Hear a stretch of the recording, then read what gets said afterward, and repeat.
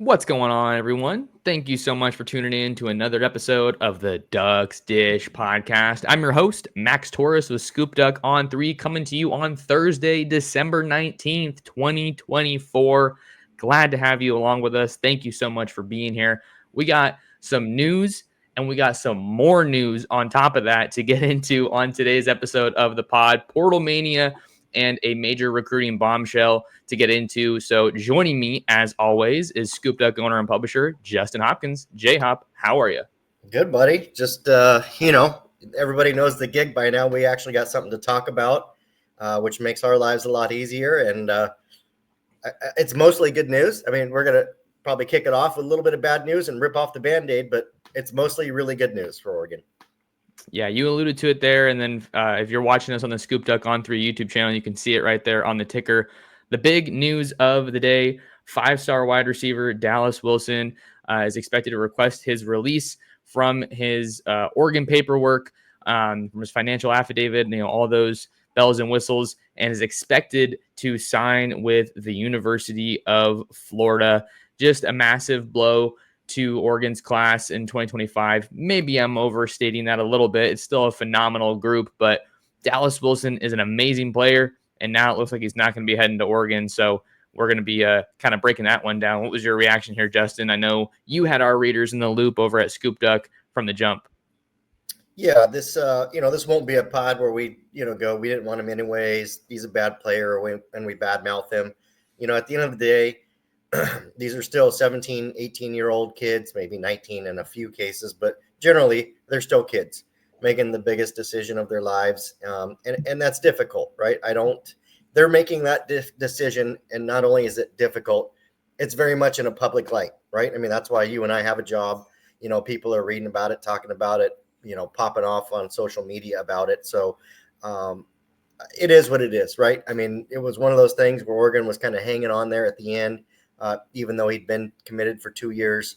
It's one of those things where you always know that, going 3,000 miles away and going to land a 5-star or a high 4-star, has traditionally been tough for Oregon. And, we thought that this one got across the finish line, which it technically did, but I guess there was a DQ along the way, if you will, in this race. And, whatever people are going to want to talk about, there's, you and I will say there's rumors about family situation. People are throwing out the tampering accusation, whatever. It is what it is. Like, he's going to go to Florida. And again, it's a 17, 18-year-old kid. Let's not, indict him for having a change of heart or whatever the case might be. And I can guarantee you this, Dan Lanning, Marshall Malco, Junior Adams, I'm going to say it fairly. They're not going to lose any sleep over this. It happens. They're going to wish Dallas Wilson the best of luck, and they're going to move on, continuing to make Oregon a better football team. So that's kind of how I view it as well. Yeah, you touched on it there, just kind of some of the stuff that was maybe going on behind the scenes here. I'm never going to badmouth a recruit for making a decision, whether it's to come to Oregon or go to any other school. It's their life, it's their journey. I'm just here to report on it and talk about it. So it's a crazy story. He was committed for about 2 years, and like you said, we thought this one was in the bag, and it just goes to show you it's never over until the player gets to campus. And it also goes to show you that no matter how good Oregon's playing, you still got to try to get into Florida, and it's still very, very hard. But the Ducks do have 2 signees from the Sunshine State in Gavin Nix and Zaire Addison. So we wish Dallas Wilson the best over at Florida. And let's not act like Oregon's empty-handed. They still got 5-star plus wide receiver DeCorian Moore out of Duncanville, Texas, and 4-star wide receiver Cooper Perry out of the Scottsdale, Arizona area. And we know that they're going to be able to do some pretty special stuff in the transfer portal. That's just the way that it goes. And we know that Oregon's going to be all right. So I was really excited to see Dallas Wilson at Oregon, but that's just the way the cookie crumbles sometimes. So I don't think we need to spend too much time on this, Justin, but just wanted to kind of wrap this one up if you had any final thoughts here. Yeah, no real final thoughts. I think I got everything out there. And again, I hope that Duck fans that maybe don't do this for a living, don't hop on social media and beat up the kid or any of that. It is what it is. You know what? He made a decision. Let's all move on. And Oregon's going to be just fine at the end of the day. There you go. There you go. So let's move on here in the show and talk about some transfer portal mania, because Dan Lanning and the Ducks landed 3 commitments from the transfer portal in one day. And on the one hand, Justin, I'm a little surprised, but on the other hand, I'm not surprised at all, because when it's quiet for a while, like it was leading up to the early signing period, I'm sure you felt this, and I was writing it. And like, it's been too quiet for too long, so something's going on. And it was kind of weird where we were in the transfer portal heading into Wednesday morning, because we knew that Oregon was involved with a handful of guys. You and I had confirmed that there were some visits going on in the background, but not much had happened. But when it was time to make it happen, I'm just trying to picture, Dan Lanning in the background here, pulling the levers, and Marshall Malco and him. They're like the train conductors, like, hey, let's make this happen, because I think the Ducks capitalize on momentum better potentially than any other program in college football. And that's an interesting discussion in and of itself. But 3 commits in one day. Let's just kind of go chronologically here. If you want to, Justin, the Ducks get the day started landing a commitment from former Texas State offensive tackle Alex Harkey, who also spent time at Colorado and then Tyler Junior College before that. He has 1 year of eligibility remaining. He was on campus for a visit. Ducks got him on campus, and here we are. He's going to be a Duck. Well, maybe he'll have more than 1 year if he gets the Diego Pavia treatment, right? But that's a different topic for a different day. As it relates to Harkey, I mean, I'll be honest. This really is one of the top tackle transfers in the portal. Like, this guy is really, really good. I don't care where he went to school. He checks every box. And so this is a guy that should naturally slide in at right tackle. We know that Oregon, absolutely had to get tackles in this transfer portal window. And, that was really before we still don't know Josh Connerly's decision, but we kind of assume, or maybe believe, that he's going to head to the NFL. Which is what we'll get into later. Getting Harkey was key. This is going to slot right in for Johnny Cornelius. Just love the way this kid moves. He's powerful. He does really well in both pass pro and run pro. So this isn't just kind of a one trick pony, if you will. So yeah, love that Oregon was able to get him locked up. Again, this is a guy Ohio State wanted. Some other really big schools wanted. I think we saw the biggest disappointment from Ohio State fans that he's going to Oregon, which always, those tiers definitely make these things taste a little bit better on top of that. So love how Oregon got this one started, got him wrapped up earlier than later, kind of emerged onto the scene out of nowhere. And then here we are, what feels like less than a week later, he's committed. That's how you do it if you want to get these guys. Yeah, and I'm excited to learn more about Harkey in the coming days. I'm trying to get an interview with him, so I'm reaching out to some connections to see if they can help me get an interview. But this is a big get, 6'5", 330, and he's ranked the number 6 offensive tackle according to On3 in the transfer portal. So the Ducks get things going on Wednesday by plugging a hole, I guess, before it arises. With the Johnny Cornelius at right tackle. So important to address those needs. And it seems like Harkey should be a plug and play guy. Also worth noting that the Ducks go back into the Lone Star State, which is a huge pipeline for the Ducks. You got to think Rashad Samples, Drew Maringer, Will Stein, a variety of other coaches, a multitude of coaches have connections to the state of Texas. And I think you also have to look at Oregon's history in the transfer portal with offensive linemen, Nishad Strother being one, Johnny Cornelius as well. Just they're able to get these guys, whether it's from the high school level or the transfer portal, and just develop them to be impact guys. And I think that's probably more than likely going to be the case here with Harkey.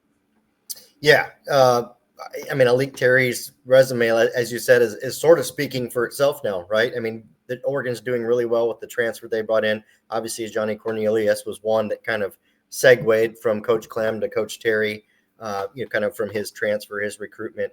And, you've mentioned Strother and Bedford and those guys. Oregon's just had a really strong hit rate with their, offensive line transfers. I think Harkey's going to be a really good one. This is a guy that has, in my opinion, a chance to make him some real money in what we expect to be this 1 year, and trying to get to the NFL, get to the next level. So I'm excited to see what he brings next year.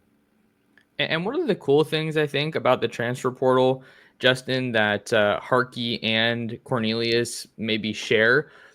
I'm sure that that smaller programs don't enjoy this, but you can get a guy from someone like a Texas State, or in Cornelius's case, a Rhode Island, and then you bring them to Oregon, and before too long, games are played, film gets out, and people are saying, "Dang, these guys can play," even though they came from relatively "quote unquote" small football, right?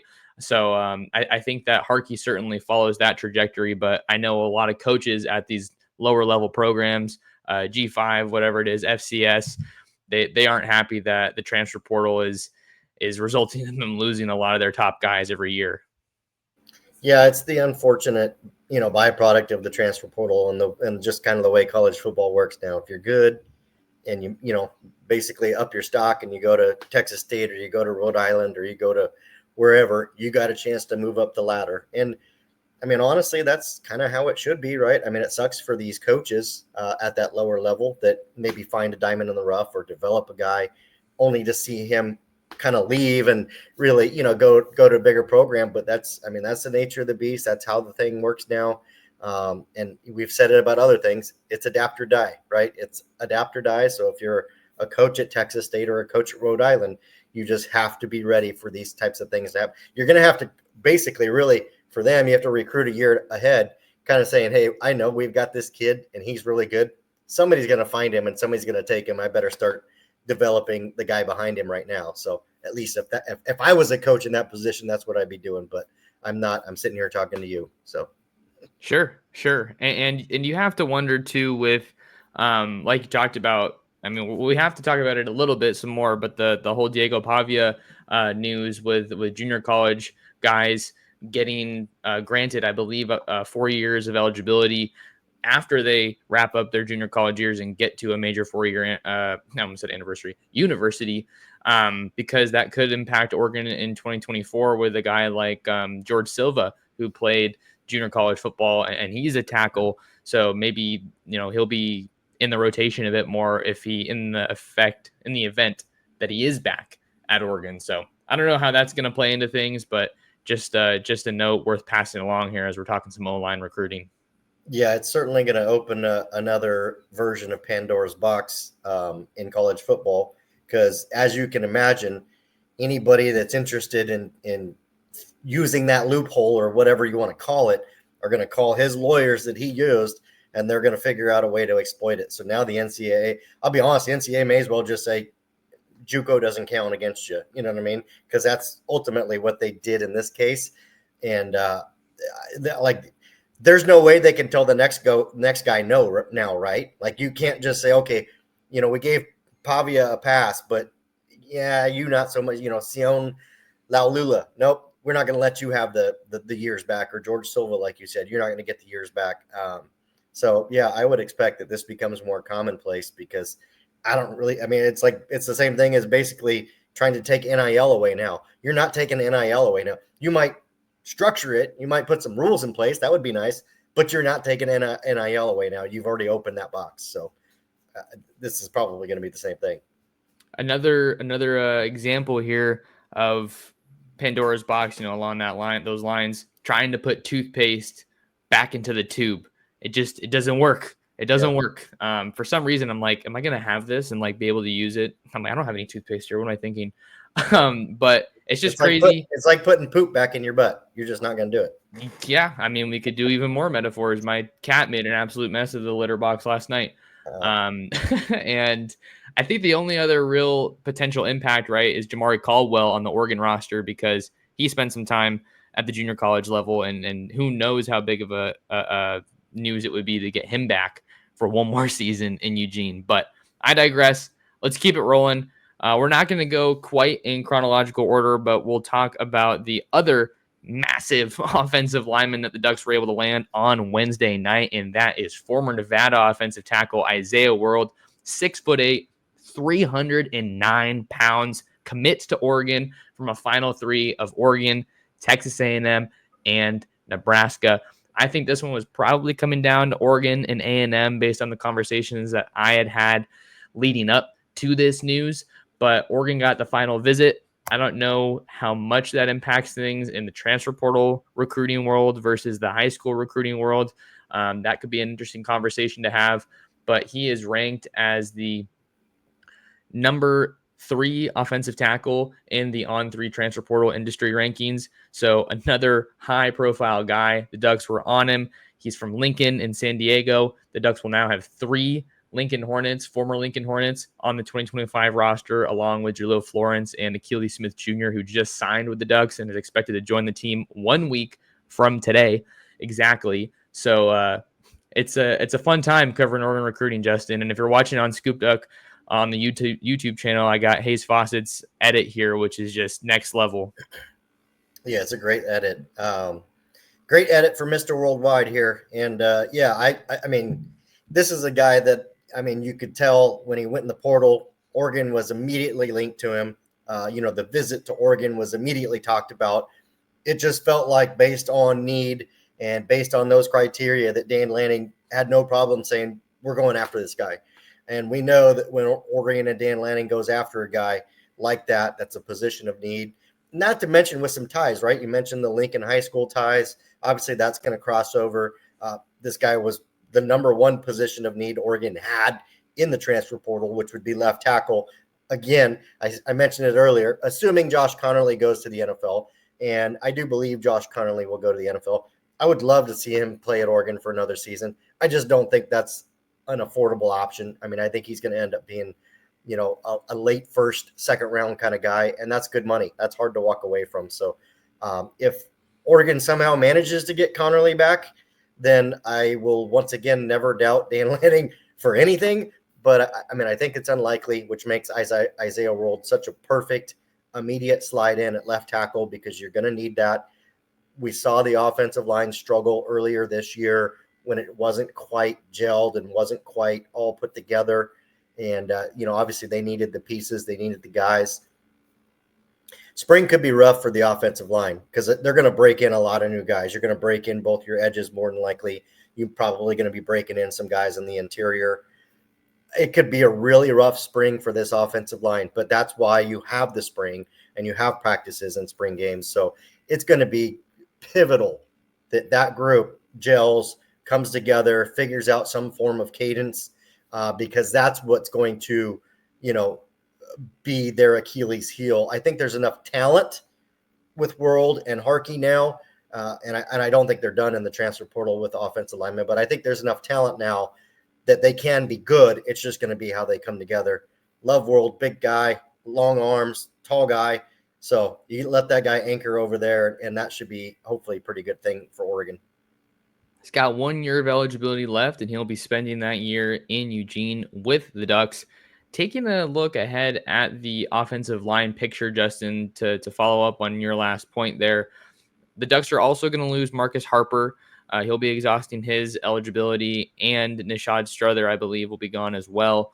But the wild card in this situation, obviously, Poncho Lalulu will be returning in 2025. That's the expectation. The wild card here is Matthew Bedford, the former Indiana offensive lineman who transferred to join the Ducks last offseason. He's only played in 1 game this year. So I don't think that was obviously Oregon's plan, but an injury caused him to miss extended time. And then during that time, they were slotting in Dave Iuli at right guard with Kavika Rogers as well. So now Oregon's in a spot, if you could potentially, I haven't heard anything about this, but I'm just kind of connecting the dots here. If you could seek a medical red shirt of some sort for Matthew Bedford to be able to bring him back for a true season with Oregon where he sees the field quite a bit. I don't know if I'd say that's likely, but at this point, it would certainly make sense as the next step for you. And then you're able to have probably, depending on what side you want to put him on, your right or left guard. And then you're maybe looking to keep Iuli at that other guard spot or keep looking at your options in the transfer portal. Yeah, I think that's, it's a good point. That stuff, which, we don't really know. Obviously, Dan Lanning and them will petition or figure out that's going to determine what you do in the transfer portal and at offensive line, obviously. So, you might take, you might think, okay, we're going to take 4 to 5 guys, but maybe if you find some loopholes for a couple of your existing guys to remain longer, maybe that number goes down to 3 or 4. So I think there's some adjustments to be made. Obviously, the more guys you can get in this winter window so that they're there to go through spring ball with you, the better. But keep in mind, there's still a spring window. So for whatever reason, you go and petition for some of those things, or realize that, you're not going to get Bedford back, or whatever the case might be, you still have that spring window to go and get transfers if you need to. So, Oregon does not have to have its, offensive line completely set by December 28th. I'm sure they'd love to have a good read on everything, but with the current calendar and the playoffs coming up and national championships and, semifinals and everything like that, it's not totally plausible. You're rolling with the punches. Again, I think if anything, it seems like there's room to see transfer portal movement in the spring window at offensive line based on some of those things you outlined and just some of the variables in play. Because we'll also probably see some high-level offensive linemen from these playoff teams elect to enter the transfer portal. So we can't rule that out either. But it's great if you're a Duck fan to be in this situation here on December 19th, where you have a first-round bye. You're waiting for that Rose Bowl game on New Year's Day, and the season's still going, but you have addressed a major need on your roster for 2025 in finding both of your projected starting tackles here for next season. So Isaiah World, massive addition, figuratively and literally. He'll be spending his last year with the Ducks. And I do believe I saw a stat out there that said he hasn't allowed a sack all season in pass protection. So you're getting a guy who's produced at a high level, and you got to think that when he comes to Oregon, he's just going to be able to get even better. And I liked your point there about the spring, Justin, and how this might be another situation where they need to take a little bit of time to gel, because we saw how rocky things were early in 2024. But obviously you got to trust Alik Terry, because Oregon was a finalist for the Joe Moore Award, and that line is just absolutely nasty now. So you got to feel good about where things are at. Yeah, that's the thing. You want to use that spring window not to rebuild your team. It's just to fine tune, right? So if you're taking 10 or 12 guys in the spring transfer window, you're probably in deep shit. It's probably not good. But if you add 1 or 2 pieces, or 2 or 3 pieces that say, hey, look, we went through most of the spring, realized where we're short at, or, an injury came up, or a guy, wasn't eligible that we thought was going to be, whatever, then you could kind of fine tune. So I think that's maybe where Dan Lanning says, hey, let's get 95% of this team intact and hit the winter workouts and then hit spring ball. And then we can, take a look at what we might need to fill in that window. But again, I still don't think this is going to be a big transfer portal class in total for Oregon. We've seen Dan Lanning taking, 15 plus guys in previous classes. And I just don't think that, I don't think there's a need to take that many guys. There's a need to take guys that fill spots for you, but there isn't a need to just build depth through the transfer portal, which means that this roster overall is improving. Speaking of needs, what you guys need to do is check out Ranchito Grill in Springfield. Not sure what your dinner plans are tonight, but head on over to Ranchito at 1537 Mohawk Boulevard. Try the homemade tortillas. They got great food, a great environment, and they will take care of you. Say what's up to my guy Ruben and let him know that Max Torres sent you. Justin Hopkins and Max Torres back with you here on the Ducks Dish podcast on the ScoopDuck On 3 YouTube channel. Make sure to like and subscribe if you haven't already. We got one more portal commitment to talk about as we wrap up some Portal Mania discussion. Oregon went into the transfer portal to land former Louisville tight end Jamari Johnson. He is a redshirt freshman that should have 3 years of eligibility remaining once he gets to Oregon. 6'5", 265 pounds. Just a big addition for the Ducks, and one that made a lot of sense, because I remember when he was coming out of Inglewood High School, Oregon was involved here, as was Pitt late in his recruiting process, trying to flip him away from Louisville. But the coveted tight end, who is ranked the number 8 tight end in the On3 industry transfer portal rankings, is going to be playing his college football in Eugene. What do we think of this pickup, Justin? Yeah, once again, this goes to show you why finishing second in recruiting isn't always a bad thing. With the transfer portal, that becomes just basically, hey, maybe this guy's going to a feeder school for us, and we'll circle back on him. So not that Louisville's necessarily been a feeder school for Oregon, but you get the point. We still have USC to be our feeder school. Big pickup for Oregon with Johnson. It's a great compliment to Kenyon Sadiq and some of the others that Oregon has. This isn't a guy, a lot of people, Deuce Robinson obviously jumped in the transfer portal earlier, and everybody immediately looked at Deuce Robinson, and Oregon really just, didn't really kick the tires on Deuce Robinson, just because more so he wasn't, a good fit for the offense. And it's not an indictment of the player. It's about fit and what the roster needs. And so, Dan Lanning, Marshall Malco, is in terms of roster management, these guys are elite at roster management. And it's not just adding bodies, and it's not just being faster or being bigger. They're really looking, at complementary football. So you look at Sadiq, who's obviously an elite athlete at tight end, can run, can move. You look at Johnson. He's not a bad athlete by any means, obviously, but he's a little bigger guy, can obviously put his hand in the dirt and, move the pile a little bit. So we know the Ducks love to run their 12 personnel a lot, and Johnson becomes that like perfect blocking complementary tight end to Kenyon Sadiq. He can catch the ball. It's not like he can't catch, but that's just more so what they were looking at here. So love the pickup. Love that Drew Maringer. And so now basically this is your Lincoln Kier or your Andrew Olish that Oregon obviously missed out on. Well, this is your guy. This is who it becomes. And he, by the way, he's a multi-year, he's got multiple years left available to him. So, basically all you did is get a guy with a year off and go and get a guy with a little bit more polish on him already to come into the program. Not a bad trade-off if you're Drew Maringer and Oregon. Yeah, and I was talking to Johnson after he committed to Oregon. You can read that full interview with quotes from one of the newest Ducks over on ScoopDuck.com. Great time to try us out with the portal craziness that is going on and the Rose Bowl coming up. I'm going to be there covering that one for our readers, as will photographer Eric Becker. With Jamari Johnson, it's another instance of Oregon just maintaining relationships and circling back on a guy that they ultimately missed on in the 2023 class. If you're comparing Johnson to previous Oregon tight ends, I think he's probably more of a Terrence Ferguson than a Patrick Herbert, but he does have a lot of athletic upside, and he can move pretty well for his size. A little bit of injury to talk about with Johnson, who suffered a season-ending ankle injury when the Cardinals played Miami earlier this season. But in talking to a source here, it looks like he is going to be a full go by January, and he should be totally ready to participate in spring football with the Ducks when that does come around. So Oregon's moving really well here, addressing needs in the transfer portal. We know they needed a tight end. Justin, do you think that either Kier or Olesh would have started in 2025 had they been able to get those flips?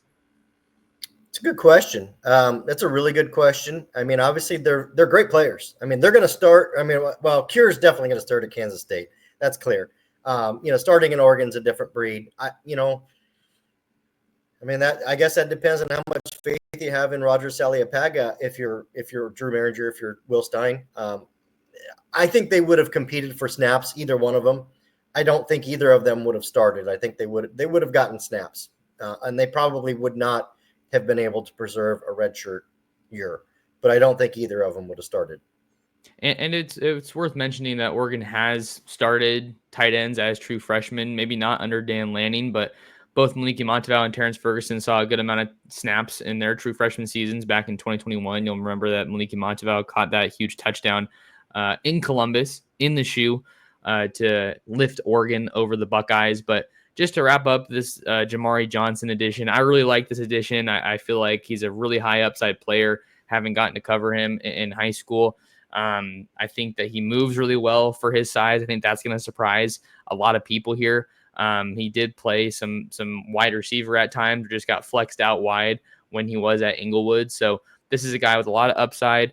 He's gotten a couple years in the college strength and conditioning programs. I think that was one of the things that kind of stuck out to me when I saw him. I'm like, this kid's really athletic, but I don't know if all of this weight is good weight necessarily. So he's got his body, chiseled, I guess you could say, or just ready for that college game. He's played a decent amount, so he's adjusted to the speed of the game. So I love this addition for Oregon, and I think he's going to be a great player for the Ducks.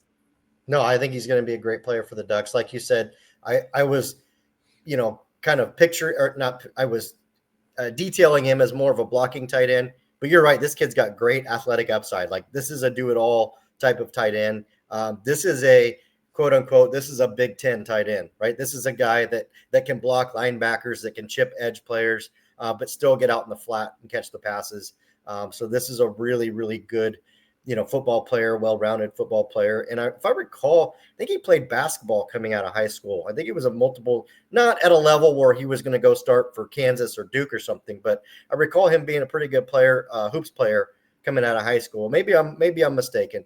But either way, typically tight ends who play multiple sports or play basketball in particular end up being really good tight ends. It works out really well. So again, Johnson just showcases a lot of that athleticism despite being 250 pounds plus, which is a great problem to have. No doubt. No doubt. Another big addition, 3 big additions for Dan Lanning and the Ducks in the transfer portal. I think that's about all we had for today, Justin. I think we hit on all the big news. Any final remarks from you? I will say this. Here's a final remark. It's been nice for us to be able to cover this stuff in the bye week, not having to worry about covering the team getting ready for a game on Saturday. B, it's been really nice for the coaches to have a bye week to be able to go and recruit these transfer portal players, because don't pretend like that hasn't been a thing. That has made life significantly easier for these coaches to have a bye week. Yes, they are preparing and they are practicing, but there's a little bit more time they've been able to focus on the transfer portal. That's been a big win for Dan Lanning and his staff. So if anything, yes, I know we're complaining about, the path through the playoffs. If Oregon beats Ohio State or Tennessee and, matches up with Texas in Texas or whatever, I know everybody's complaining about that. Just be glad they got the first round bye. I think it's been a really big help for them to close on these prospects through the transfer portal. You take your wins where you can get them, and that's where Oregon got a win. If you're looking at how that bye week is benefiting them for the 2025 season. So great point, Justin. We got you guys covered over at ScoopDuck. If you want to find more of Justin, follow him on Twitter/X at jhopkinssd. You can find me anywhere at mtorresports. Subscribe to the ScoopDuck on 3 YouTube channel, and come and see us at scoopduck.com. While you're at it, sign up for our newsletter. It's free. Get breaking news sent directly to your inbox. But yeah, that'll do it for us today on Thursday. But thanks so much for tuning in to another episode of the Ducks Dish Podcast.